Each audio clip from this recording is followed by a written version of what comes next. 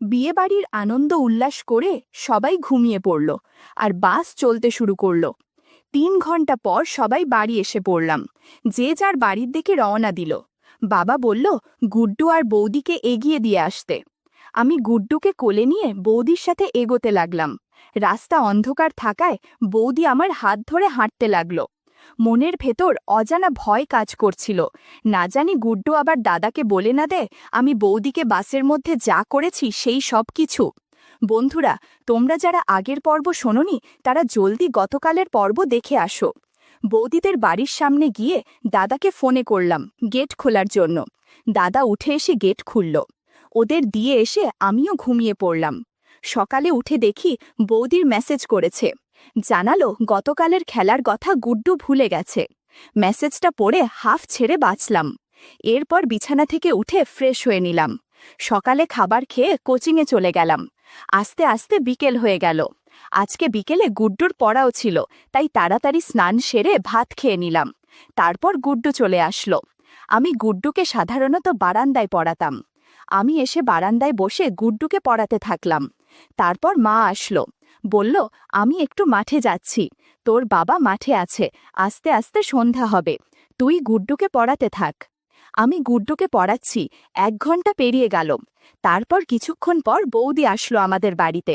বৌদি একটা হলুদ রঙের ম্যাক্সি পরে এসেছিল। ম্যাক্সি ছাড়া কিছুই ছিল না। গাছে জাম্বুরা বোঝা যাচ্ছে। আমি বৌদিকে এদিকে আসার জন্য ইশারা করলাম। বৌদি গুড্ডুর দিকে ইশারা করল। আমি আবার আসতে বলায় বৌদি আমার পাশে এসে দাঁড়িয়ে পড়ল। আমি গুড্ডুকে লেখার কাজে ব্যস্ত রাখলাম আর এদিকে বৌদির সাথে একটু মশকরা শুরু করালাম। ভাবলাম না, এখানে কিছু করা যাচ্ছে না।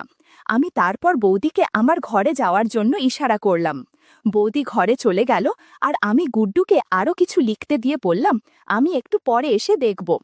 একটু পর ঘরে ঢুকে আমি তো অবাক। ঘরে ঢুকতেই দেখি বৌদি হলুদ ম্যাক্সিটা মেঝেতে পড়ে আছে আর বৌদি গান শেখার জন্য আমার ঘাটে শুয়ে আছে। ও ভাই, কি বলল, আমার খুব এক্সাইটেড লাগছিল।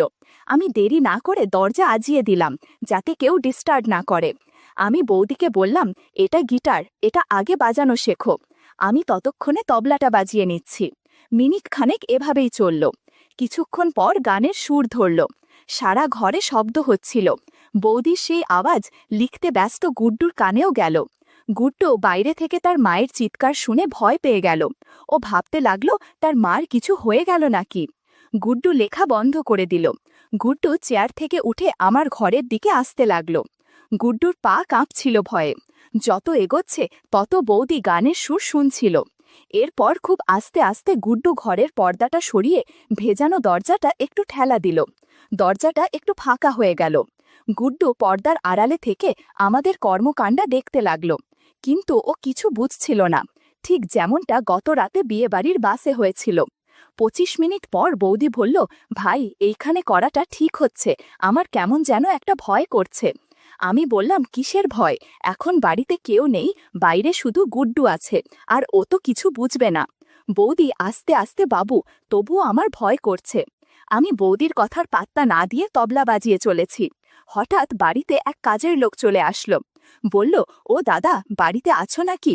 ডাক শুনে আমি খুব ভয় পেয়ে গিয়েছিলাম। তাড়াতাড়ি সব ঠিকঠাক করে নিলাম। গুড্ডু আমার ঘরের সামনে দাঁড়িয়েছিল। সে লোকটার গলা শুনে দৌড়ে গিয়ে আবার নিজের জায়গায় গিয়ে বসে পড়ল। লোকটা গুড্ডুকে জিজ্ঞাসা করল, তোর কাকা কই রে? গুড্ডু বলল, কাকাই ঘরে মায়ের কথাটা বলতে যাবে, তখনই আমি বেরিয়ে আসলাম। বিরক্ত নিয়েই বললাম, কি চাই? কাজের লোক বলল, আগে তোমার বাবা আমাকে পাঠিয়েছে তোমাকে ডাকার জন্য, কি যেন দরকার আছে মাঠে, আর খাতা আর কলম নিয়ে যেতে বলেছে। আমি বললাম, আচ্ছা তুমি যাও, আমি আসছি। লোকটি যাওয়ার পর আমি আবার রুমে গেলাম। গিয়ে দেখলাম বৌদি একেবারে স্বাভাবিকভাবে বসে আছে। বৌদির মুখে আমি সেই অসম্পূর্ণ আকাঙ্ক্ষা দেখতে পারছিলাম। সবই বুঝছিলাম, কিন্তু কি আর করার, কপাল খারাপ থাকলে যা হয় আর কি। আমি বৌদিকে বললাম, আমাকে মাঠে যেতে হবে, তুমি গুড্ডুকে নিয়ে বাড়ি যাও। বৌদি বেশ অগোছালো ছিল। এইভাবে বাড়ির থেকে বেরোলে যে কেউ কিছু একটা ভাবতে পারে, তাই আমি বৌদিকে আমার গামছা দিয়ে দিলাম। গামছা জড়িয়ে বৌদি হাসতে হাসতে রুম থেকে বেরিয়ে পড়ল। আমি মাঠে গেলাম। গিয়ে দেখি আলু মাপা হচ্ছে, তাই বাবা বলেছিল খাতা কলম নিয়ে যেতে। তারপর মাঠের কাজ শেষ করে বাড়ি ফিরলাম সবাই। ফ্রেশ হয়ে বিছানায় শুয়ে ফোনটা হাতে নিলাম। বাড়িতে মন টিকছিল না আর, তার উপরে বৌদিকে সন্তুষ্টও করতে পারলাম না। এই সব ভেবে ভেবে রাতে ঘুমিয়ে পড়লাম। সকালে মার ডাকে সাড়া পেয়ে ঘুম ভাঙল। ঝটপট উঠে ফ্রেশ হয়ে নিলাম। আমার রুমে গিয়ে বই খাতা নাড়ছিলাম, তখনই দেখলাম বৌদিকে কলের পাড়ে দাঁড়িয়ে আমার রুমের জানালার দিকে তাকিয়ে আছে। তারপর আমি জানালার কাছে গেলাম, দেখলাম বৌদি আমাকে দেখে স্মাইল দিচ্ছে। সকাল সকাল স্নান সেরে একটা হালকা লাল ম্যাক্সি পরে দাঁড়িয়েছিল, চুলগুলো তখনও শুকায়নি। বৌদিকে ইশারা করলাম এদিকে আসতে, কিন্তু বৌদি ইশারায় বলল যে দাদা এখনো বাড়িতে আছে, তাই আমি আর কিছু বললাম না। আমি কিছুদিন একটু পড়াশোনা নিয়ে ব্যস্ত হয়ে পড়ি। দেখতে দেখতে 4 দিন পার হয়ে গেল। বৌদি আর আমার মধ্যে এই কদিন কিছুই হলো না। যখন একটু ফ্রি হলাম, এরপর থেকে আমি আর বৌদির সঙ্গ ছাড়া থাকতে পারছিলাম না। কেমন যেন দিনকে দিন আমি বৌদির প্রতি টান বেড়ে যাচ্ছিল। আমিও জানতাম যে বৌদিও মনে হয় আমাকে ছাড়া খুব কষ্টেই আছে। আমি আর থাকতে পারছি না বৌদি, তোমাকে ছাড়া, প্লিজ আজকে একবার তোমার দর্শন দাও। বৌদি উত্তর দিল, আজকে হবে না ভাই, কালকে তোমার দাদা বাইরে যাবে অফিসের কাজে, গোছাগাছ আছে। আমি মনে মনে খুব খুশি ছিলাম, কারণ দাদা বাড়িতে থাকবে না। কিন্তু বাড়ি থেকে কি বলে বেরোবো, কালকে সেই ফন্দি করতে করতে ঘুমিয়ে পড়লাম। সকালে উঠে দেখি দাদা রেডি হয়ে কোথাও যেন যাচ্ছে, আর পাশে বৌদি ব্যাগ এগিয়ে দিচ্ছে।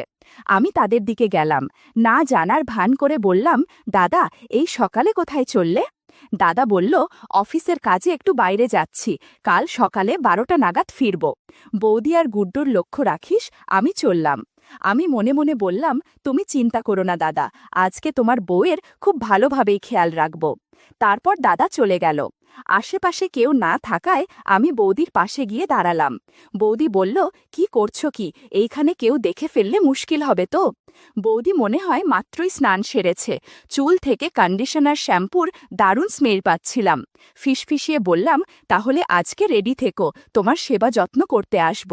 বৌদি বলল, ইস, বৌদির প্রতি কি দরদ, আমার এখন কাজ আছে, সন্ধ্যায় দেখা যাবে। এই বলে প্রায় আমার কাছ থেকে দৌড়ে চলে গেল, আর আমি দাঁড়িয়ে অবাক হয়ে চেয়ে রইলাম। আস্তে আস্তে বিকেল হয়ে এলো। মা জিজ্ঞাসা করল, আজকে গুড্ডুকে পড়াবি না? আমি বললাম যে আজকে গুড্ডুকে গিয়ে পড়াবো, দাদা আজকে বাড়িতে থাকবে না, তাই বৌদি বলেছে গিয়ে পড়াতে। মা বলল ঠিক আছে। আমিও শুয়ে শুয়ে সন্ধ্যা হওয়ার জন্য অপেক্ষা করতে লাগলাম। মনে মনে স্থির করলাম যে আজকে শক্তি বাড়ানোর একটা ট্যাবলেট খেতেই হবে। সন্ধ্যা হয়ে এলো, চারপাশে হালকা হালকা অন্ধকার নেমতে শুরু করেছে। আমি তাড়াতাড়ি তৈরি হয়ে নিলাম। বিকেলে মেডিকেল স্টোর থেকে একটা ট্যাবলেট নিয়ে নিলাম, যাতে সহজে ক্লান্ত না হই। আর দেরি না করে মাকে বলে বাড়ির থেকে বের হলাম। দাদাদের বাড়িতে গিয়ে গেটে নক করলাম। কিছুক্ষণ পরে গেট খুলল। গেট খুলতেই দেখি দাদা সামনে দাঁড়িয়ে। আমি যেন আকাশ থেকে পড়লাম। 1 সেকেন্ডের মধ্যে আমার সব আশা আকাঙ্ক্ষা চূর্ণ চূর্ণ হয়ে পড়ল। জিজ্ঞাসা করলাম, এ কি দাদা? দাদা বলল, কেন, কি হলো রে, খুব অবাক হলে মনে হচ্ছে। আমি বললাম, না মানে, তুমি তো অফিসের কাজে বাইরে গিয়েছিলে, কালকে আসার কথা, তাই একটু অবাক হলাম। দাদা বলল, অফিসের কাজে গিয়েছিলাম, কিন্তু কাজটা তাড়াতাড়ি শেষ হয়ে পড়ল, তাই আর নাইট স্টে করলাম না। কথাটা শুনে খুব হতাশ হয়ে বাড়িতে ঢুকলাম। ঢুকে দেখি বৌদি পুজোর ঘরে সন্ধ্যা দিচ্ছে। আমি বারান্দা দিয়ে ঘরে যাচ্ছি, সেখানে আমি বৌদির সম্মুখীন হই। আমি বৌদির দিকে হতাশভাবে তাকালাম। বৌদি আমার চোখে হতাশা দেখে বৌদিরও মন খারাপ হয়ে গেল। আমি আর কিছু না বলে ঘরে চলে গেলাম। কিছুক্ষণ পরে গুড্ডু আসলো। আমি গুড্ডুকে পড়াতে শুরু করলাম। তখন বাজে 7:30। পাশের রুমে দাদা টিভি দেখছে, সাথে বৌদিও। গুড্ডুকে পড়াতে পড়াতে অনেকক্ষণ হয়ে পড়ল। রাত 9টা বাজে। হঠাৎ তুমুল ঝড় শুরু হয়ে গেল, সাথে প্রচণ্ড বিদ্যুৎ চমকাচ্ছিল। এরই মধ্যে বিদ্যুৎ চলে গেল। গুড্ডু ভয় পেয়ে দৌড় মেরে বাবা বাবা করতে করতে পাশের রুমে দাদার কাছে চলে গেল। চারিদিকে বৃষ্টির আওয়াজে কিছু শোনা যাচ্ছিল না। একটু পরে বৌদি রুমে আসলো একটা ল্যাম্প নিয়ে। বৌদিকে দেখে আমি কিছু বলছিলাম না, কারণ দাদাকে দেখে আমার সব মুড তো অফ হয়ে গিয়েছিল। তার উপরে এখন বাড়ি যাব, কিন্তু বৃষ্টির জন্য তা আর হচ্ছে না। বৌদি একটা পাতলা শাড়ি পরে ল্যাম্প নিয়ে দাঁড়িয়েছিল। বৌদি আমার মুখের দিকে চেয়েছিল। বৌদির মুখটা ল্যাম্পের আলোতে অনেকটা উজ্জ্বল দেখাচ্ছিল। তার চাহনি দেখে আমার কেমন যেন অনুভূতি হচ্ছিল। বৌদির দিকে তাকাতে কেমন যেন অস্বস্তি লাগছিল আমার। বৃষ্টি আরও ক্রমশ বাড়তে লাগল। বৌদি বলল, আজকে এইখানে খেয়ে বাড়ি যাবে, বসো এখন। দাদা বলল, একদম ঠিক বলেছ, আজকে না খাইয়ে যেতে দেব না আমি ওকে। তারপর আমার আর কিছু বলার থাকে কি? ল্যাম্পের আলোতেই বৌদি আমাকে আর দাদাকে খাবার দিল। খাওয়া দাওয়া শেষ করে আমি বারান্দায় আসলাম। বৃষ্টি থামার কোনো চিহ্নই নেই। দাদা বলল, দাঁড়া, আমি কাকুকে ফোন করছি। দাদা বাবাকে ফোন করে বলল, আমাকে আজকে বাড়ি যেতে দিবে না, আজকে দাদাদের বাড়িতেই থাকতে হবে। বাবাও রাজি হয়ে গেল, কিন্তু আমার দাদাদের বাড়ি থাকার কোনো ইচ্ছাই করছিল না। কিন্তু কিছু করার নেই, থাকতেই হবে। তখন বাজে 10:45। আমি পাশের রুমে গিয়ে শুয়ে পড়লাম, আর দাদা, বৌদি, গুড্ডু পাশের রুমে শুয়ে পড়ল। শুয়ে শুয়ে আমি বৌদির কথাই ভাবছিলাম, ঘুম আসছিল না। পাশের রুমে দাদার নাক ডাকার শব্দ স্পষ্ট শোনা যাচ্ছিল, কিন্তু আমার কিছুতেই ঘুম আসছিল না। বারবার বৌদির কথা আমার চোখের সামনে ভাসছিল। তখন রাত বাজে 12টা। প্রকৃতির ডাকাসাড়া দেয়ায় বাইরে গেলাম।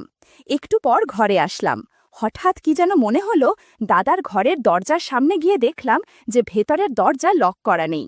মানে দাদার ঘরের মেন দরজা লক করা, কিন্তু আমি যেই ঘরে রয়েছি সেই ঘর আর দাদার ঘরের মধ্যে চলাচলের জন্য একটা দরজা ছিল। সেই দরজাটা লক করতে হয়তো ভুলে গেছে। আমি আস্তে আস্তে দরজাটা ধাক্কা দিলাম। দরজাটা খুলে গেল। ভিতরে দেখতে পেলাম যে সবার আগে গুড্ডু আর দাদা এক সাইডে ঘুমোচ্ছে আর বৌদি অন্য সাইডে। ঘরের ভিতরে শুধু একটা ল্যাম্প চলছিল।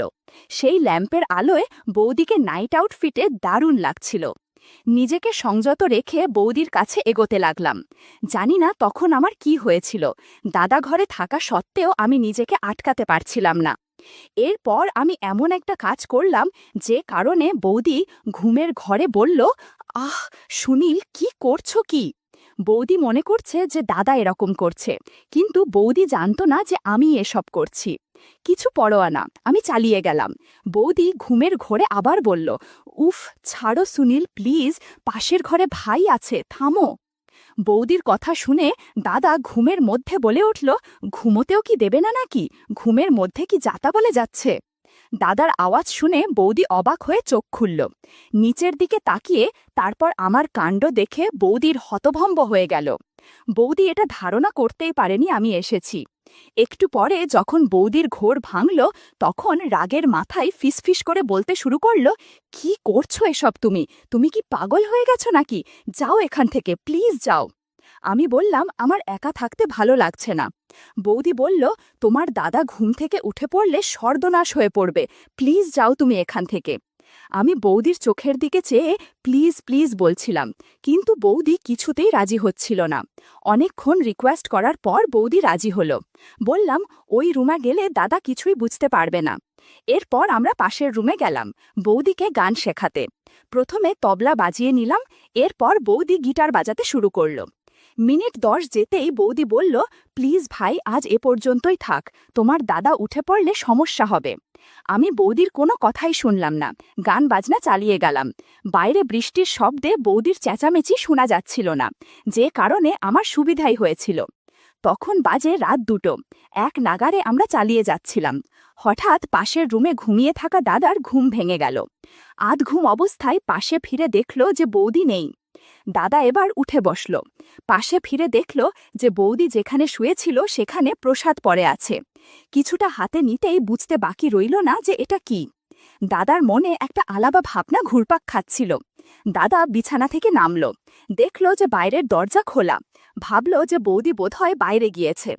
পাশের রুমে আমি আর বৌদি ব্যস্ত সময় পার করছি।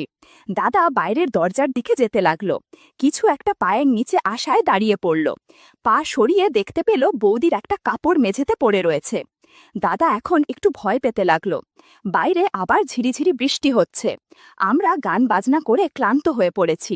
ওদিকে দাদা বাইরে বেরিয়ে দেখল যে কলের পাড়ে আর বাথরুমে কেউ নেই। দাদা আবার ঘরে এসে পড়ল, চিন্তা করতে লাগলো এবং ভয় পেতে লাগলো যে বৌদি কোথায় গেল। দাদা দাদা ভাবল যে আমাকে ডাক দিয়ে জানাবে যে বৌদি কোথাও নেই। পাশের রুমের দরজার দিকে এগোতে লাগলো। তখনই দাদার চোখে পড়ল মেঝেতে মেঝেতে কতকগুলো ভেজা পায়ের ছাপ। সেটা দাইরে হতে দাদার রুম দিয়ে পাশের রুমে গিয়েছে। দাদার তখন হার্টবিট বেড়ে উঠল, মাথার মধ্যে নানান চিন্তাভাবনা ঘুরছিল। দাদা দরজায় কড়া নাড়তেও সাহস পাচ্ছিল না, তাই দরজায় কান পাতল। শুনতে পেল বৌদির চেঁচামেচির শব্দ আর কেমন যেন অদ্ভুত আওয়াজ। দাদা রীতিমতো চমকে উঠল, তার বুঝতে আর কিছু বাকি রইল না। দাদা বিছানায় বসে পড়ল, তারপর আবার দরজায় কান দিল, কিন্তু কিছু শুনতে পেল না। শুধু একটা শব্দই আসতে লাগলো, যখন কেউ হাতে তালি দিলে যেমন শব্দ হয় ঠিক তেমনি পাশের রুম থেকে আসতে লাগলো। তারপর হঠাৎ মুষলধারা বৃষ্টি শুরু হলো। দরজার পাশে দাঁড়িয়ে শুনতে চাইল, কিন্তু বৃষ্টির আওয়াজে কিছুই শুনতে পারছিল না। দাদা মনে মনে সিদ্ধান্ত নিল যে ওই ঘরে কি চলছে সেটা সে নিজে উদ্ঘাটন করবে। তাই সে নানান রাস্তা বের করতে লাগল। দাদা রুমের থেকে বের হবে, তখন তার চোখে পড়ল যে খাটের পাশে পড়ে আছে বৌদির নাইট আউটফিট। এই সব দেখে দাদার দম বন্ধ হয়ে আসছিল, কারণ ৬ বছরের দাম্পত্য জীবনে দাদা এই প্রথম এমন কিছুর সাথে সাক্ষাৎ হতে চলেছিল। ঘরের ভিতরে রহস্য উন্মোচন করার জন্য ব্যাকুল হয়ে পড়েছিল। আর এদিকে আমার কোনো হুঁশ নেই। দাদা আর দেরি না করে মুষলধারা বৃষ্টিতে দরজাটা ভিজিয়ে ঘর থেকে বেরিয়ে পড়ল আমাদের রুমের জানালা দিয়ে দেখার জন্য। উঠোন পেরিয়ে বাড়ির পেছন দিকে যেতে লাগল এই মুষলধারা বৃষ্টিতে। দাদা চলে জানালার কাছে। জানালার একটা পাট খোলা আর আরেকটা ভেজানো। দাদা কোনোভাবেই সাহস জাগাতে পারছিল না জানালাতে উকি মারার, কিন্তু এখান থেকে বৌদির চেঁচামেচির শব্দ ভালোই শুনতে পাচ্ছিল। দাদা সাহস করে জানালার পর্দা ফাঁকা করল। ঘরের ভেতর একটা ল্যাম্প চলছে আর হাত তালির মতো শব্দ আসছে। রুমের মধ্যে যা দেখল তাতে দাদা নিজের চোখকে বিশ্বাস করতে পারছে না। বন্ধুরা, এখানে দাদা যা দেখল তা ইউটিউবের কড়া নিয়মকানুনের জন্য সরাসরি বলা যাচ্ছে না। তোমরা কমেন্টে দেয়া লিঙ্ক থেকে আমার ওয়েবসাইট ভিজিট করো, সেখানে একদম খোলামেলা গল্প দেয়া আছে। দাদা তখন হতবম্ব হয়ে দাঁড়িয়ে সবটা দেখছে, কোনো প্রতিক্রিয়া দিতে পারছে না। এরপর দাদা কি করল আর আমাদেরই বা কি হলো তা পরের পর্বে জানাবো, ঠিক রাত ৮টা ১৫ মিনিটে।